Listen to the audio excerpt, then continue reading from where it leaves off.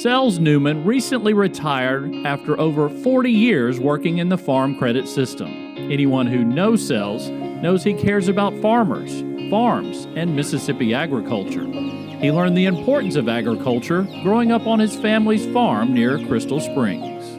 My dad was in the lumber business, and he had some cattle, and he planted some cotton, and I was kind of raised around it. It was an agriculture farm town, and just really and truly loved it, just absolutely liked agriculture. Always wanted to look at a career there. Sells likes to talk about his friends and even tell stories from the farm. He does not, however, like to prop up his own work or his role in helping move Mississippi agriculture forward over the last 4 decades. Well, I don't consider myself to be an ambassador, okay? I certainly appreciate and am very humbled that somebody chose me to this position. It's kind of not my style. But I guess it's just how fortunate have I been to be surrounded and be in this type of industry. So we decided to help enlist some of Sells' closest friends to find out more about what made him so good at talking up agriculture. When I think of Sells, I think of someone who has strong passion.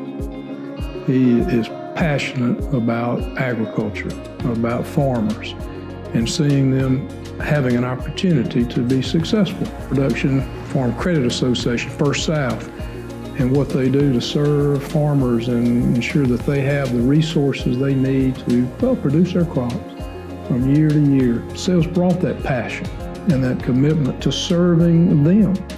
And he had a way of communicating the needs of farmers, first and foremost. I could tell lots of stories about Sells, but some probably aren't appropriate for this audience, so I'll keep them professional. Sells and I have been buddies for 40-something years. Sells is well known in D.C., in the halls of Congress, and I've not heard anyone say anything bad about Sells. From the state capitol to our nation's capital, Sells is known for getting the job done and uniting organizations as one voice for the betterment of all Mississippi agriculture. He's been willing to give of himself, to give of his time, to travel to Washington, D.C., to walk the halls of Congress, to meet with our congressional delegation, to just reinforce the needs at Mississippi State University, the work we do in research and extension and teaching, and how vital that is to garner support, and also to advocate for the farmers in this state for their needs.